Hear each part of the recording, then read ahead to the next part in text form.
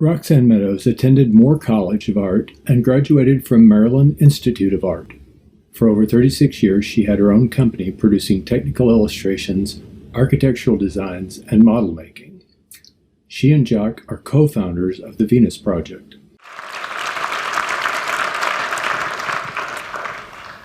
So we are living in a time when science and technology are racing forward, but our social systems are static. We do see people protesting in the streets against the divide between the wealthy and the poor, racism, war, and sometimes they're able to overthrow the regimes that they're living under, but only to put in another incompetent political government that work within the monetary system, that cannot ultimately take care of the problems. Jacques, at a young age, searched, but what the Venus Project has to offer is a workable plan for social innovation using the methods of science and technology to enable everyone to enjoy the benefits of technology equally. Jacques, at an early age, searched for such a system, but he was unable to find one. So he took on the job himself.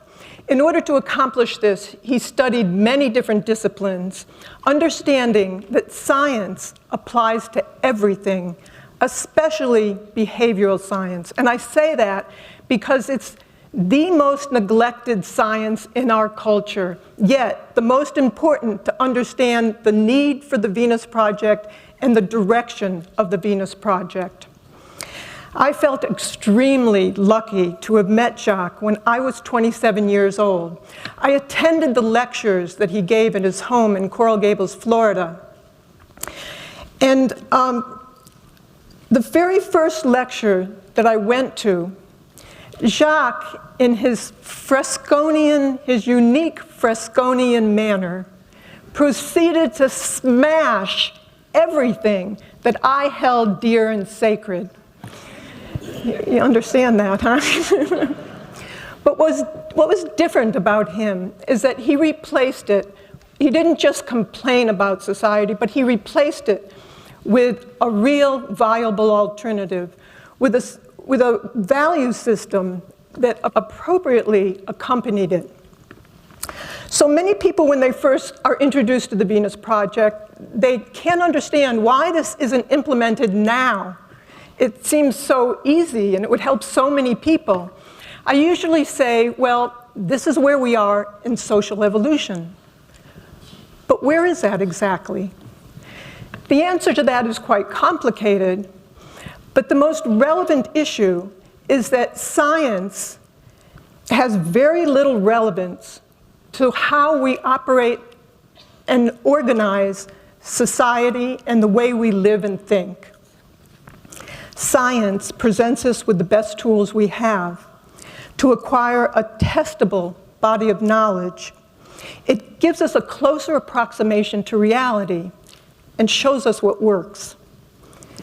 When we become more self-critical about our ideas and test them in the real world, we become more scientific, as opposed to wishful thinking and aspirations. The scientific method, just like science itself, is based on what was built before. So observation, testing, and experimentation took a long time to get to where we are today. And just very briefly, the scientific method is asking a question, doing research in the field, trying to come up with a hypothesis, and then doing controlled experimentation and reporting the results. Invention is serially developed over a long period of time. For instance, a German engineer, Otto Lilienthal, was very interested and admired how birds fly. So he stuck his arms in large wings and jumped off a hill. He wasn't the first person to do this, but he was the first successful person to do this. And he flew over 2,500 flights until the last one that ended in his death. Others, after that, experimented, and added to the ability to fly little by little. Some found out what didn't work, which was just as important. They put in the effort. We look at the early experimentation on videos, if you've seen them, of people trying to fly with these contraptions that some people laugh at today. But they didn't understand that that was the genuine exploration to find out what worked and what didn't. How else would they know? The Wright brothers worked upon what was done before, as I said, is what science does. And they actually used a book from Otto Lilienthal, which he wrote in 1889 about aerodynamics. The Wright brothers based their aircraft on his findings. So the Wright brothers weren't the father of flight. They weren't the father of anything because so many people went before them and died so they could get off the ground. It's a long serial progression invention. By the way, from the first small engine aircraft in 1903 to today sending probes to Mars and beyond, all took place practically within Jacques' lifetime. So when you think about it, the last 100 years in the advancements in science and technology were more than all the years that preceded it. Religious leaders tried to explain the world around them before a more comprehensive understanding of science and technology occurred, before a more comprehensive understanding of the scientific method occurred as well.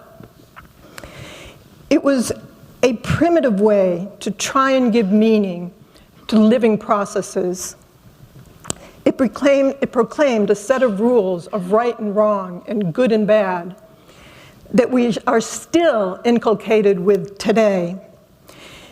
It had these rules or dogma to try and govern human conduct without even understanding human need or the effects of environment on human behavior.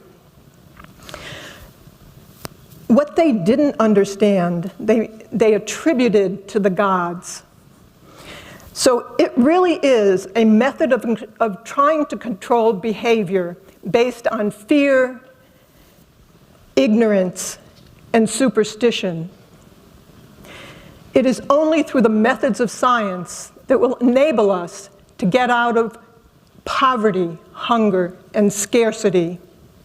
Predictability comes from the use of science.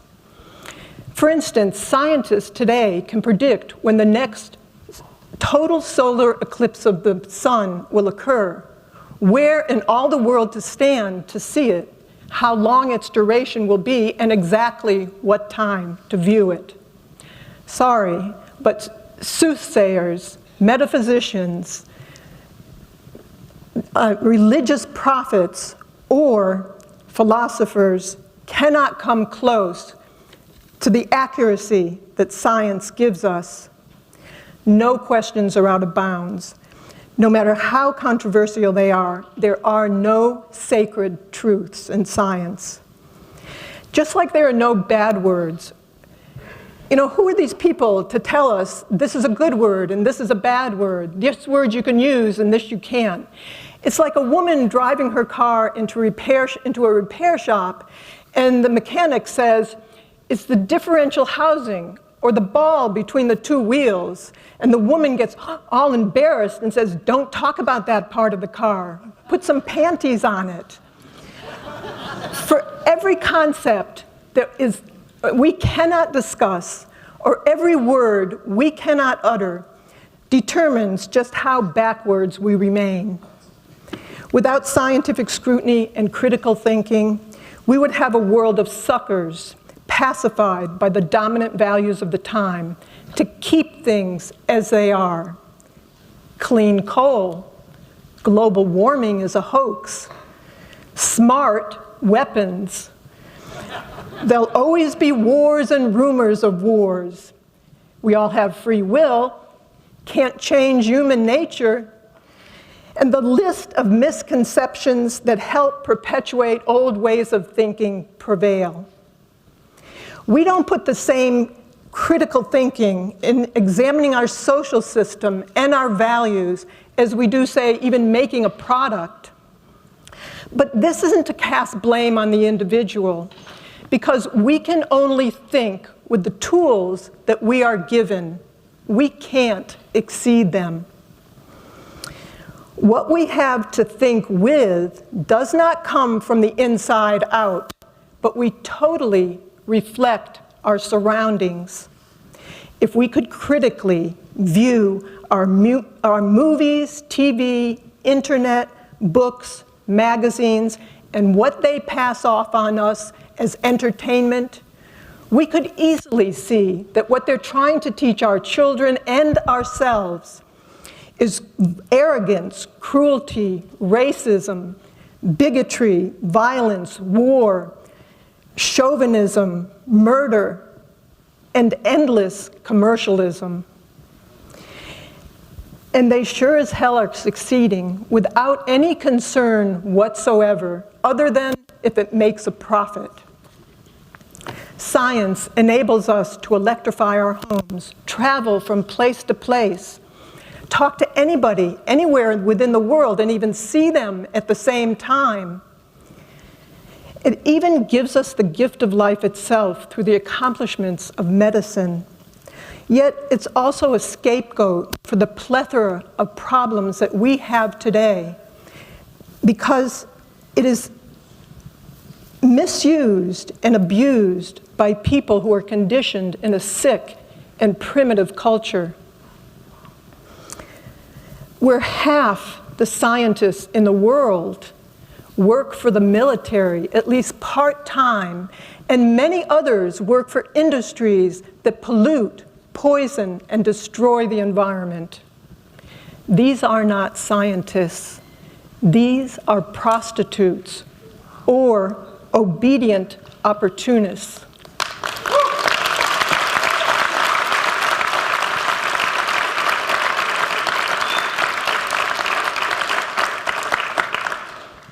Things are set up where very few of us understand science and technology.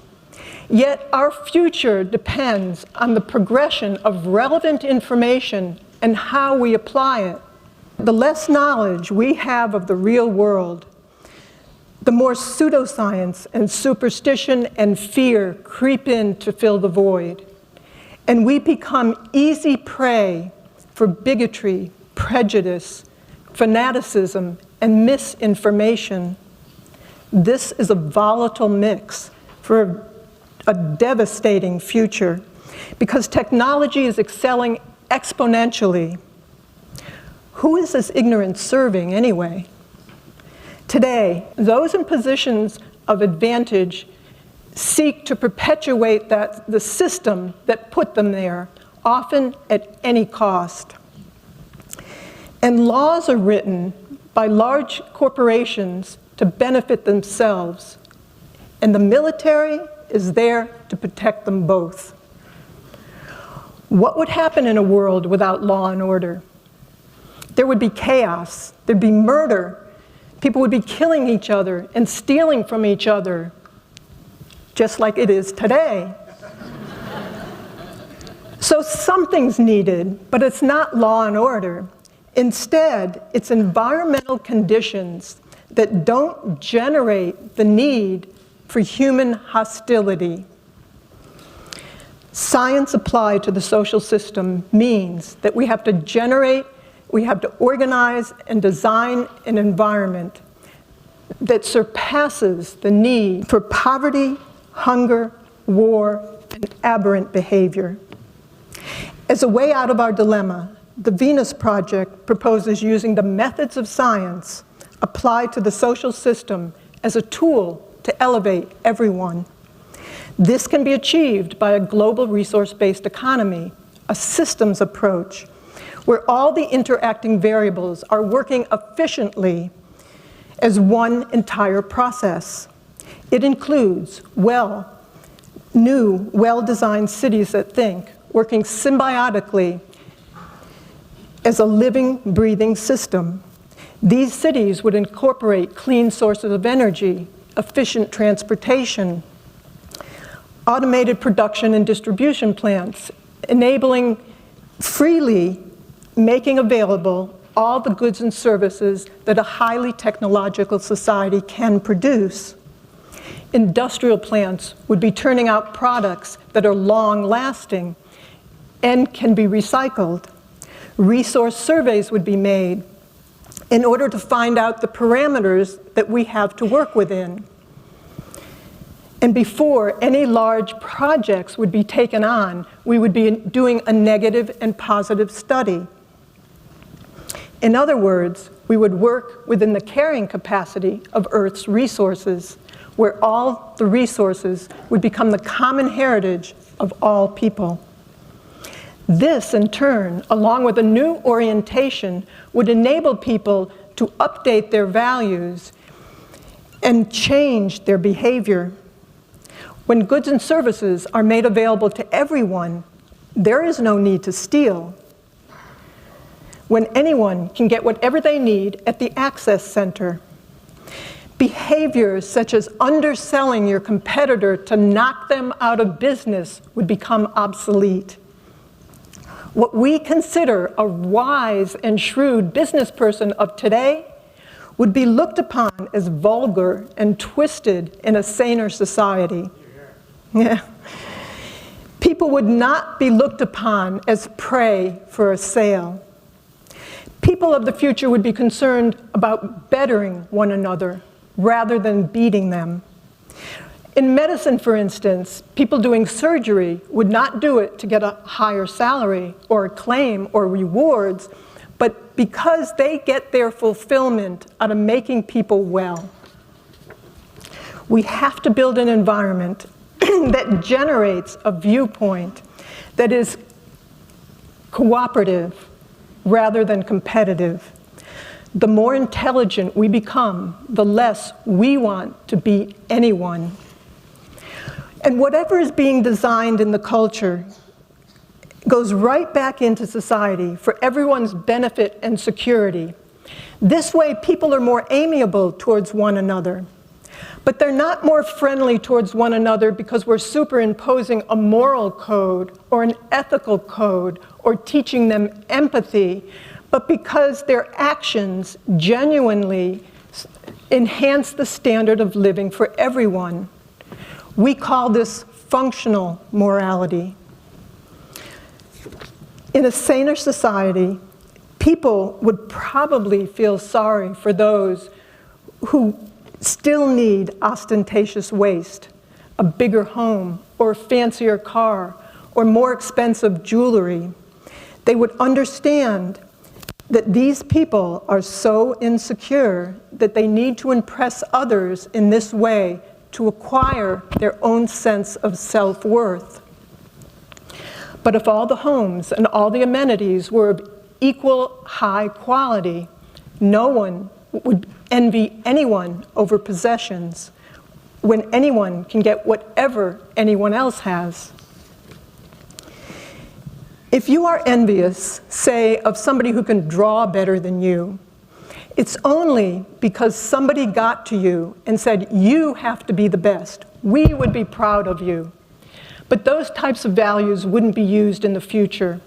And shame, if you had shame, it is because somebody convinced you that you are not where they think you ought to be. These would be obsolete values in the future because the environment would enable everybody to be comfortable no matter where they were. In conclusion, science applies to everything, but it's practically non-existent when it comes to applying it to the way we organize society. The Venus Project applies the methods of science to the way we operate society to generate constructive and cooperative behaviors.